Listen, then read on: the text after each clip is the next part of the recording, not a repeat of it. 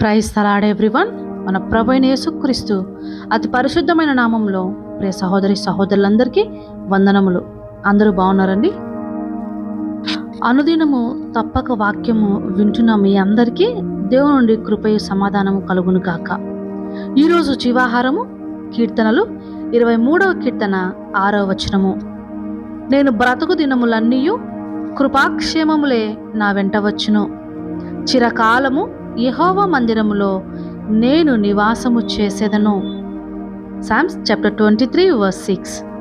Surely goodness and mercy shall follow me all the days of my life, and I will dwell in the house of the Lord forever.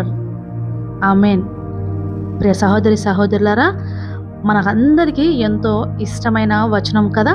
చిన్న బిడ్డలకు కూడా చెప్పగలిగేటువంటి వచనం ఇది.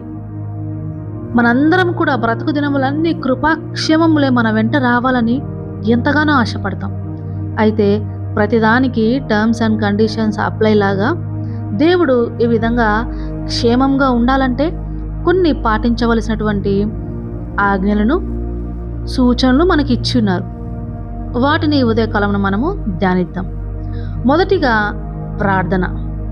ప్రార్థనే అన్నింటికీ key Christian లైఫ్కి.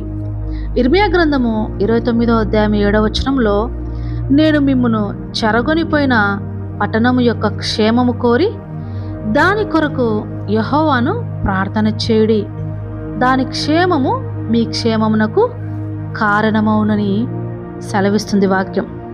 ఇక్కడ యెరూషలేము నుండి బబులోనుకు చెరగొనిపోయిన వారి కోసం పంపించినటువంటి మాటలు. ఇక్కడ ప్రభువారు శత్రువులను గురించి ప్రార్థించుడి అనే మాటను మనము గుర్తు చేసుకోవాలి. ఆయన చెప్తున్న మాటలను బట్టి తనను కొనిపోయిన వారి దేశమును కొరకు, ఒకవేళ యుద్ధము సంభవించి మనలందరినీ బందీగా వేరొక దేశములకు తీసుకొని పోయినట్లయితే మనము ఆ యొక్క దేశం గురించి ప్రార్థించగలమా? క్షేమము కొరకు ప్రార్థించగలమా? చాలా కష్టం కదా హృదయములకు. కానీ ప్రభు ఇక్కడ అదే సెలవిస్తున్నారు. బబులోను పట్టణం గురించి, క్షేమము గురించి ప్రార్థన చేస్తే మీరు క్షేమంగా ఉంటారని ప్రభు సెలవిస్తున్నారు. తండ్రి అయిన అబ్రహాము ఏ విధంగా అయితే తన భార్యను ఆయన నుంచి తీసుకొని పోయిన అబీమెలెకు గురించి, వారి దేశంలో స్త్రీల గురించి ప్రార్థన చేసినారో ఆ విధంగా ఆదికాండం 20వ అధ్యాయం 17వ వచనం చూసినట్లయితే మనం అక్కడ చూడవచ్చును. మన శత్రువులను ప్రార్థన చేసిన ప్రతిసారి క్షమించాలి, వారి కొరకు మనము ప్రార్థన చేయాలని ఇక్కడ నేర్చుకోవాలి.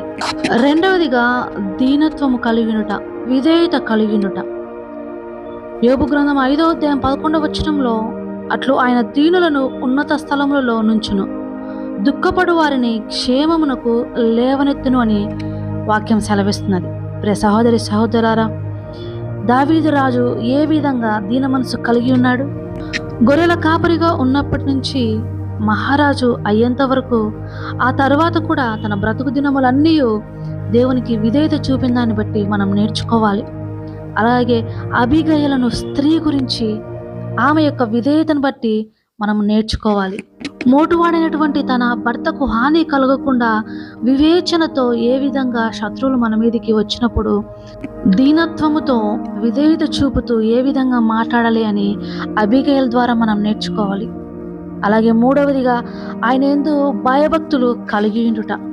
మొదటి సమూయేలు గ్రంథము 12వ అధ్యాయం 14వ వచనంలో, మీరు యెహోవా యందు భయభక్తులు కలిగి ఆయన మాటలను విని ఆయనను సేవించి ఆయన ఆజ్ఞలను భంగము చేయక మీరును మిమ్మును ఏలు రాజును మీ దేవుడైన యెహోవాను అనుసరించిన ఎడల మీకు క్షేమము కలుగును. ప్రవక్త అయిన సమూయేలు గారు ఇశ్రాయేలు ప్రజలకు, అలాగే వారి మీదట మొట్టమొదటిగా ఎన్నుకున్న అభిషేకించబడిన సౌలుకును ఈ మాటలు వర్తిస్తున్నాయి. అలాగే మనందరికీ కూడా దేవుని ఆజ్ఞలను బట్టి నడుచుకున్న ప్రతిరోజు, ప్రతి నెల, ప్రతి సంవత్సరము నీ జీవితంలో కృపాక్షేమములు నిన్ను వెంటాడుతూ వస్తాయి. ప్రియ సహోదరి సహోదరులారా, దేవుడి వాక్యం మీ హృదయంలో స్థిరపరిచి ఆయన కొరకు ఫలింపజేసుకొనును గాక. ఆమేన్. కళ్ళు మూసుకొని ప్రార్థనలో ఏకీభవించండి. ప్రార్థన. మహోన్నతుడా, మహాగణుడా, గొప్ప దేవా, మీకు వందనాలు, స్తుతులు, స్తోత్రములు తండ్రి. మా క్షేమము కొరకు ప్రభువా మీరు మాకు ఇచ్చినటువంటి ఆజ్ఞలన్నిటినీ గైకొను హృదయమును దయచేయమని ప్రభువా మీ సన్నిధిలో దీన మనస్సు కలిగి ప్రభువా ఎవరైతే ప్రార్థిస్తున్నారో అటువంటి బిడ్డలందరినీ పేరు పేరున మీ పాద సన్నిధిలో సమర్పిస్తున్నానయ్యా. సహాయం చేయండి తండ్రి. అటువంటి వారి కుటుంబంలో ఉన్నటువంటి అనారోగ్యమును కొట్టివేయండి, ఆరోగ్యమును దయచేయండి, మరణం నుంచి జీవంలోనికి నడిపించండి తండ్రి. ఆర్థిక అసమతలన్నింటినీ తొలగించండి, దరిద్రమును పారద్రోలండి, సమృద్ధితో దింపండి, ఆశీర్వాదములతో నింపండి.